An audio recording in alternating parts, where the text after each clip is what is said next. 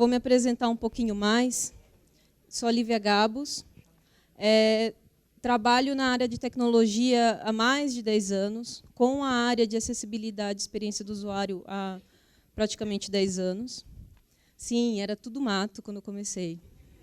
Sim, esse tanto. Fui programadora Flash, então vocês já sabem como é que é a situação. Eu trabalho com a área de pesquisa na área de experiência do usuário, sou instrutora na Alura. Ano passado, eu dei aula para pessoas com deficiência visual, aulas de programação, de front, back e banco de dados. E eu trabalhei também na Secretaria Municipal da Pessoa com Deficiência da cidade de São Paulo, onde eu conheci outras deficiências, outras histórias. E esse último ano foi um ano de muitas experiências para mim, e o que me dá mais incentivo de compartilhar um pouco disso com vocês. Mas vocês devem estar pensando, cadê a Lívia? Eu estou aqui, mas cadê a Michele? Né? A Michele, minha amiga, ela ia vir. Não pôde, mas ela deixou um recado para vocês. Oi, gente, bom dia, boa tarde. Não vou dar boa noite, porque a palestra não vai ser à noite, então... eu sou a Michele, eu ia dar a palestra aí junto com a Lívia, mas por motivos mais fortes acabei não conseguindo. Atualmente eu estou em Florianópolis, no frio do sul, que agora já não está fazendo mais tão frio. E, basicamente, o que a gente quer passar nessa palestra e o que eu queria passar é dizer que acessibilidade é um requisito funcional e é bug, porque a partir do momento que você não consegue realizar uma tarefa ou fazer qualquer tipo de acesso a algum lugar, ou mais especificamente web, se torna um impedimento, né? E você acaba tendo um bug. Por exemplo, vou dar um exemplo, site de comércio de compras online, né? E-commerce. A gente acaba sendo muitas vezes impedido de comprar, de consumir um produto, um serviço, por falta de acessibilidade. Então, acho que está na hora aí da gente começar a implementar a acessibilidade como requisito funcional e validar ele, testar ele como bug também, tá bom? Beijo para vocês e obrigado, Lívia, por quebrar o galho para mim. É isso. Ela não se apresentou, mas eu vou apresentar a Michele, já que ela não está aqui. A Michele, atualmente, ela é desenvolvedora front-end na RD. Ela já trabalhou também no iFood, como desenvolvedora front-end com React. E ela é cega. Tá? Ela é desenvolvedora front-end, mas ela é cega. A Michele é um amor de pessoa. Depois eu vou passar o contato dela para vocês seguirem e falarem assim, Michele, sentimos sua falta, ok? Então, vamos lá. O que é acessibilidade? Eu sempre utilizo uma definição um pouco longa da W3C, mas, ultimamente, eu estou simplificando um pouco, porque tem assustado as pessoas o tanto de texto. Então, basicamente, a acessibilidade a gente pode considerar que é independente do lugar que você está, do modo de acesso, das condições, capacidades físicas, das condições, capacidades financeiras, das capacidades intelectuais e educacionais, você consegue fazer o que quiser, quando quiser e como quiser. Certo? Parece simples, mas eu vou contar um pouco de um histórico para vocês. Acessibilidade não é só código. Eu normalmente falo que acessibilidade é como se fosse um caminho. E vocês vão entender essa analogia. Pensem que vocês estão andando, tem uma estrada, longa estrada do desenvolvimento de um software. Daí vocês estão nessa longa estrada e olham para o lado e veem um caminho. Olha, é o caminho da acessibilidade. Mas você fala, olha assim para ele, fica encarando, fala, nossa, ele parece ser difícil, parece que vai demorar mais, parece que vai dar trabalho. Vou fazer aqui um atalho, vou por aqui. e você abandona aquele caminho. Muitos de vocês, não falo todos, mas muitos de vocês fazem isso. Então, a minha ideia é tentar passar um pouco do porquê vocês não devem fazer isso. Devem olhar para aquele caminho e falar assim, não, eu vou atrás dele. Certo? Então, vou contar um pouquinho do histórico de acessibilidade. Celulares de 2009. Todo mundo aqui tinha mais de 10 anos em 2009? Alguém tinha menos de 10? Ai, meu Deus. Meu Deus, eu vi mão subindo, meu Deus.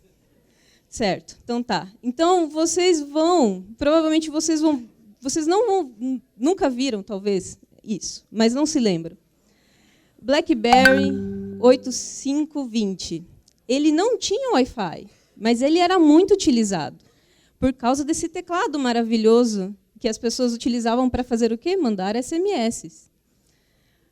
iPhone 3GS. Armazenamento de até 32 GB e um dos primeiros a ter controle de voz, se não me engano. Nokia 7230. De um ambiente chamado Symbian, que vocês nunca devem ter ouvido falar.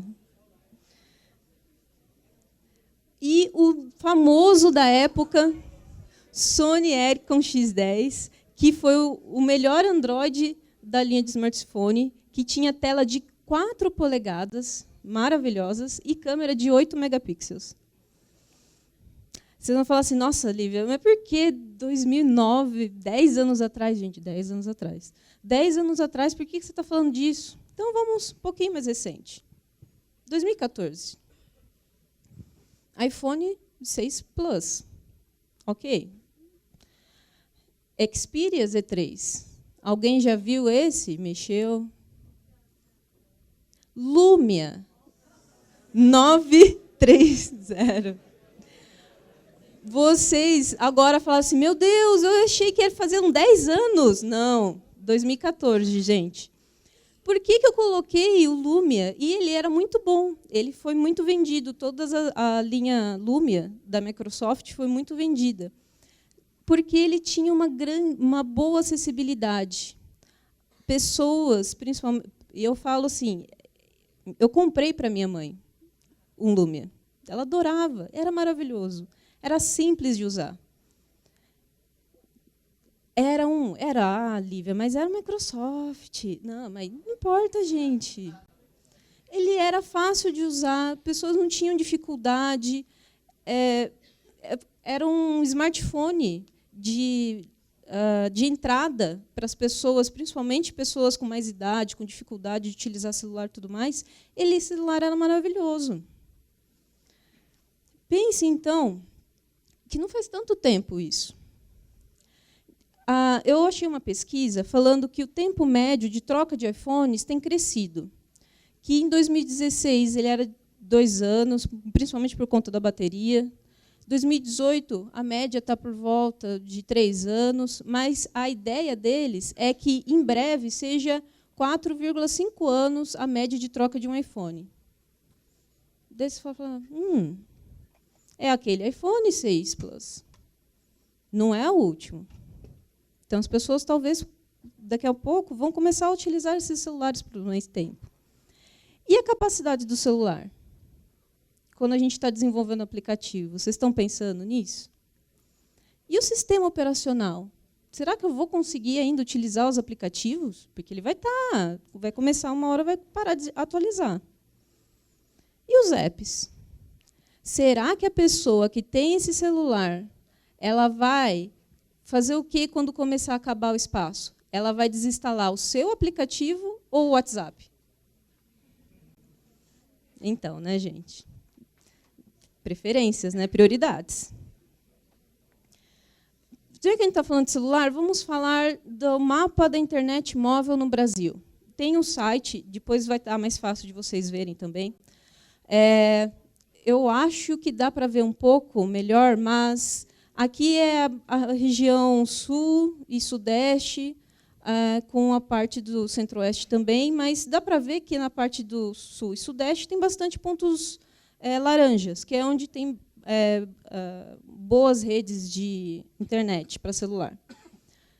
certo? Dá para ver mais ou menos. Aqui é o norte e nordeste. Eu não estou vendo tantos pontos laranja nessa parte. Né? Então, né, gente? Não é complicado. A internet não vai para esses lugares.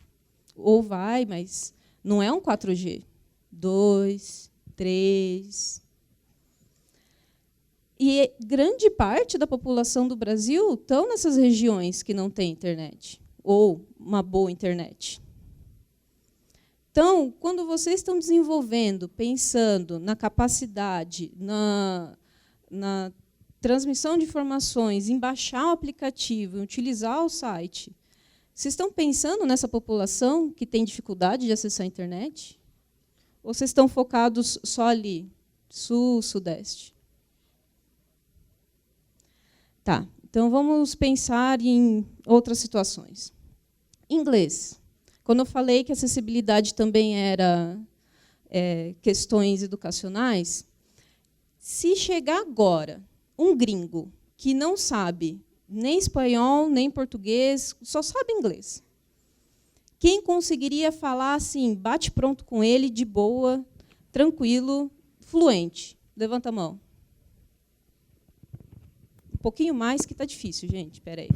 Tá, ok, não, mais ou menos o que eu pensei. Mas tem aquela frase, né? Todo mundo tem que saber inglês hoje em dia.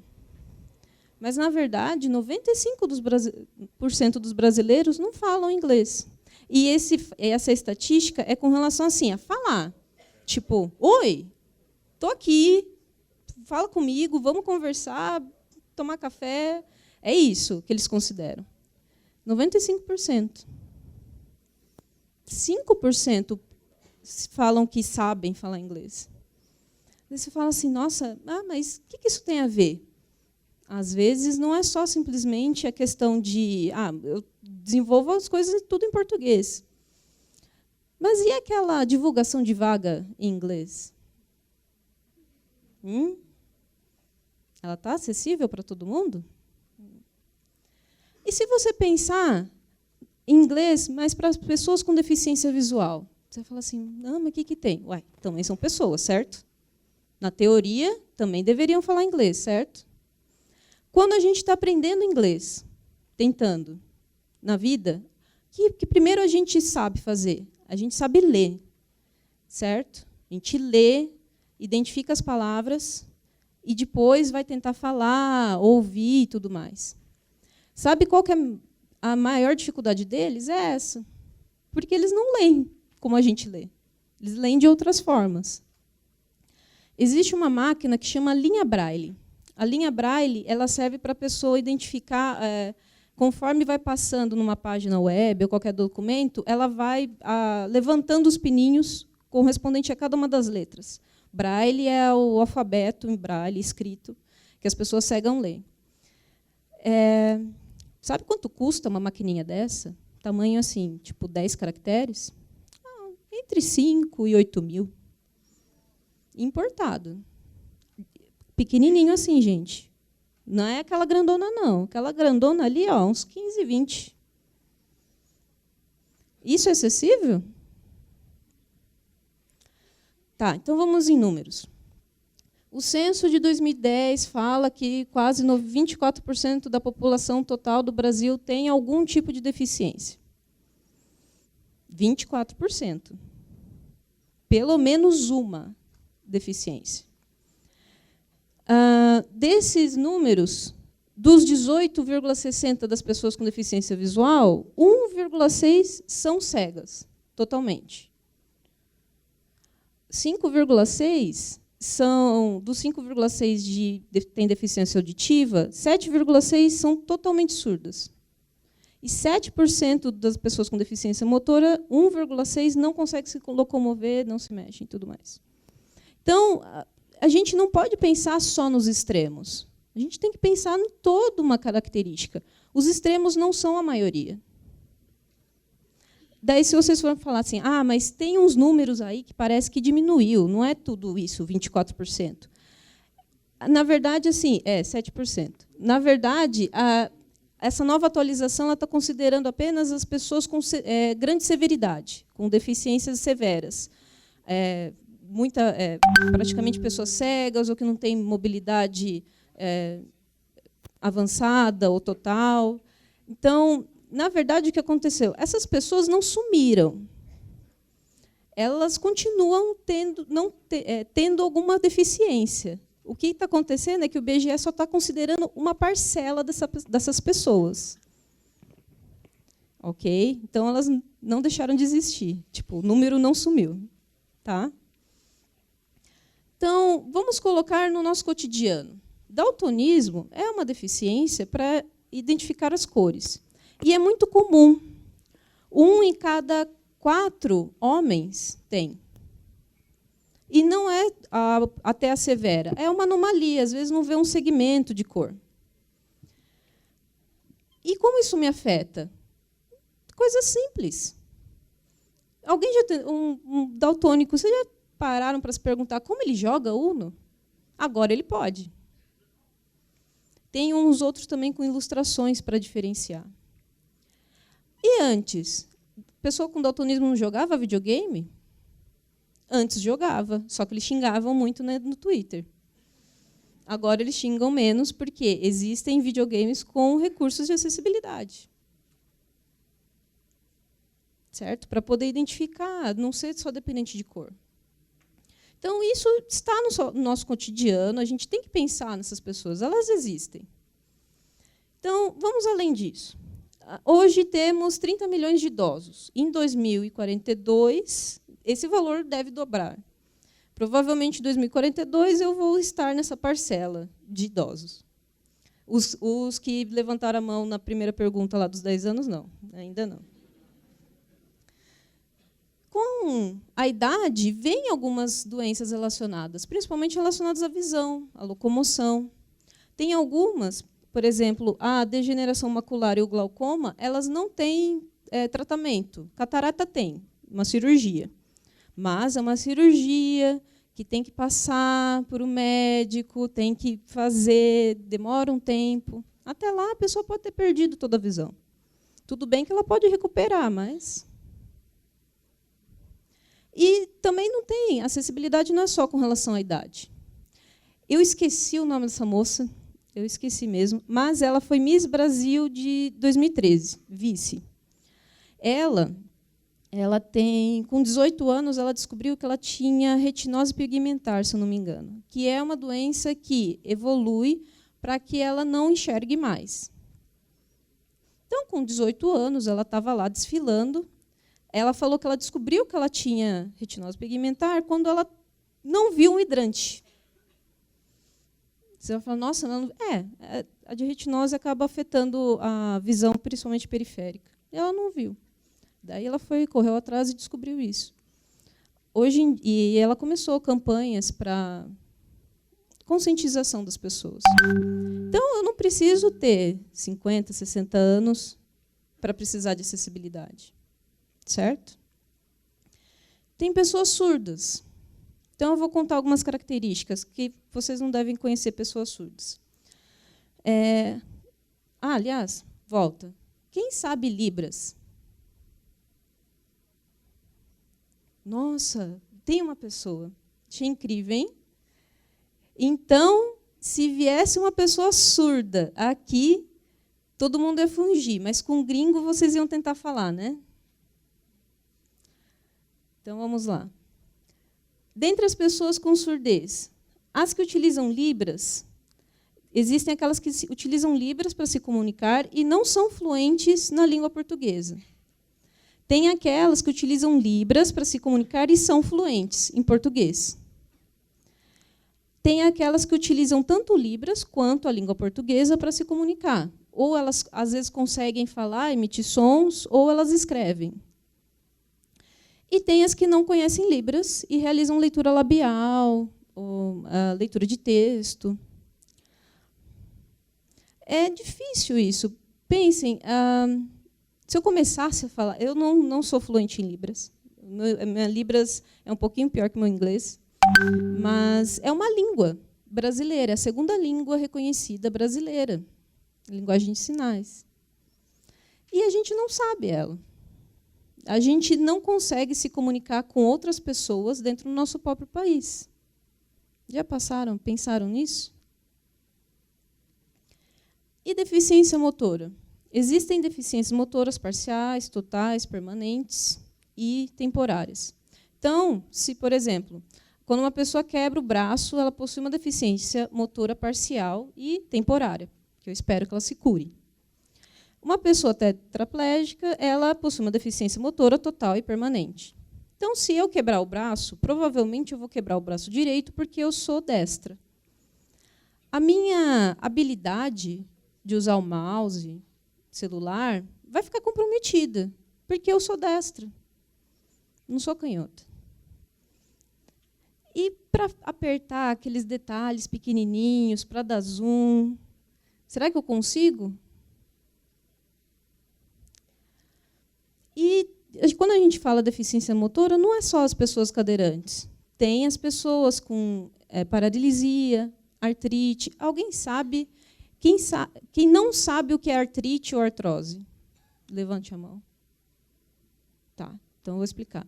A artrite e a artrose são doenças muito relacionadas à idade, mas a pessoa tem uma dificuldade de movimentos com as mãos ou com os membros, de uma maneira geral. Ela perde um pouco do movimento, então ela não consegue abrir e fechar a mão. As juntas, as articulações estão um pouco rígidas, então ela tem uns movimentos limitados. Às vezes ela não consegue até fechar a mão, ou abrir, ou segurar, não tem força. Então, essa relação, certo? Pensando nisso, que eles não tenham completude de movimentos, e para fazer zoom? E para ficar no celular? Pensaram? Quem tem Parkinson? E também tem as deficiências cognitivas. Já ouviram falar de descalculia? A pessoa não consegue ver os símbolos matemáticos. E elas existem. Então, já pensou naquele seu CAPTCHA, 1 mais 1, que você acha que a pessoa vai passar? E aí? E também tem pessoas com dislexia, que têm dificuldade de ler. Certo? E é muito comum, principalmente em idade mais jovem. Bom, falei um monte de coisa. E os requisitos, né? Que era a ideia da palestra. Bom, vamos lá. Vamos colocar uma pessoa cega. Se a Michelle estivesse aqui, eu falaria dela, mas ela não está, então eu peguei outro representante de pessoas cegas, o Demolidor, certo? Então, vamos pensar que ele está utilizando o nosso site, software, blá. Okay? Ele precisa, para utilizar o nosso site, leitores de tela. Aqui são vários leitores de tela. Certo? Para ele, como funciona um leitor de tela? Alguém já viu um leitor de tela funcionando? Estou gostando, hein? Melhor. Então, como funciona? Tem um leitor de tela, ele vai perguntar para uma API de acessibilidade qual que é o próximo objeto. Daí passa a requisição para o navegador e o navegador passa a requisição para a página. E a página volta devolvendo qual que é o objeto, as informações, e o leitor de tela fala para a pessoa a informação. Certo? É assim que funciona. Mas, e se a gente não utilizar um componente padrão? Se a gente criar colocar uma imagem, colocar qualquer coisa fingindo que é botão, o meu leitor não vai reconhecer como se fosse o botão. Ou até meu leitor não vai saber que existe aquele botão. Isso pode acontecer. Então, o que acontece? Pensando lá nos requisitos funcionais. O requisito funcional ele define uma função de sistema, de software ou componente. Ele representa o que o software faz em termos de tarefa e serviços. E o não funcional? Ele descreve como fará a função. Então, o funcional é o que e o não funcional é o como. Então, se eu tenho lá minha pessoa cega, que vai tentar utilizar o meu software. E ele não consegue, porque ele não sabe que existe um botão, ou ele não consegue interagir com aquilo, não é um problema de... o botão não tem um problema, porque a função dele deveria funcionar. Eu deveria apertar ele e continuar o processo. A acessibilidade pode existir em outros quesitos, mas para aquele botão não existe. Então, por isso que eu, a Michelle e outras pessoas, a gente tem que fala de tratar o requisito como funcional, acessibilidade. Porque a pessoa não vai conseguir interagir se não for permitido isso, se não for implementada a acessibilidade. Tem também uma questão, na época que eu trabalhava na Secretaria Municipal de São Paulo, o Ministério Público mandava para lá, pelo menos, no mínimo, um processo por mês de sites, sistemas, softwares que não estavam condizentes com a acessibilidade. Qualquer pessoa pode fazer isso. Ir lá no Ministério Público, falar assim, não estou conseguindo usar, preciso... Não resolveu. Daí o Ministério vai falar assim, por favor, né? É lei. Artigo 63. Daí o Ministério vai fazer o quê? Pedir por favor? Também. Vai dar uma multa? Vai. Então, desnecessário, gente. Não precisa. A gente tem que pensar que a gente está habilitando para outras tantas pessoas utilizarem. Então, se juntarmos tudo e pensarmos que nem todos têm a melhor conexão, que nem todos têm o melhor celular ou computador, que nem todos usam mouse ou navegam como nós, em condições normais, toques normais, e lembrar que não criamos apenas para nós, principalmente lembrando, nós no Estado de São Paulo, nós como pessoas, criamos para outras, como é que vocês não estão criando com acessibilidade ainda? E, antes de encerrar, tenho mais um recado de um amigo meu para vocês. Cadê o Michel? Bom dia, boa tarde, boa noite ao pessoal do Frontin Valley. Aqui é o Felipe. Bom dia, boa tarde, boa noite ao pessoal do Frontin Valley. Aqui é o Felipe. No Twitter eu sou o @zanibone_Felipe. Vou me apresentar, me descrever para quem estiver na plateia aí e tenha deficiência visual. Eu sou alto, tenho 1,80, cabelo castanho curto, com as entradas na careca, uso óculos de sol e sou bem branquelo. Eu sou deficiente visual desde os 20 anos de idade, porém, nessa época eu era considerado baixa visão, até os 27, e agora dos 27 aos 30 eu sou considerado cego, com percepção de luz. Nessa trajetória eu passei por algumas escolas que apoiam, né, pessoas com deficiência visual, onde eu acabei caindo na área de desenvolvimento voltada para acessibilidade.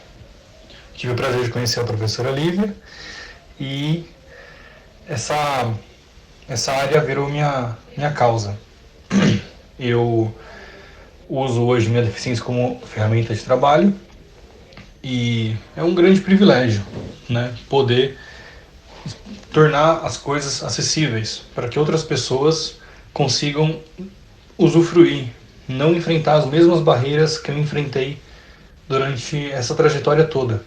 Barreiras arquitetônicas, barreiras sociais, barreiras digitais. E falar em acessibilidade, a gente pensa só em deficientes. Porém, para desenvolver um produto, um serviço, uma aplicação, a gente pensa no design, ele tem que ser intuitivo, a gente pensa no desenvolvimento, tem que ter web semântica, a gente pensa em que esse site, no caso, ele tem que carregar mais rápido, a gente pensa que ele tem que ser melhor ranqueado nos motores de busca, né? E tudo isso nada mais é do que as etapas da acessibilidade. A acessibilidade não encarece o produto, só torna ele melhor, torna ele possível. Porque quando uma pessoa com algum tipo de deficiência ou dificuldade usa a sua aplicação e ela está, né, feita da forma certa, a deficiência da pessoa deixou de existir naquele momento. Logo, é um cliente fiel. No Brasil, a cada 4 brasileiros, um possui algum tipo de dificuldade, de limitação. Das mais severas às mais brandas. São mais de 45 milhões. Alguém aí quer ter um site com 45 milhões de acessos? Então, fica aí a provocação para vocês pensarem mais em acessibilidade, em tudo que vocês fizerem, que vocês vão atingir cada vez mais a excelência, tá bom? Um grande abraço, que a força esteja com vocês. Obrigada, gente.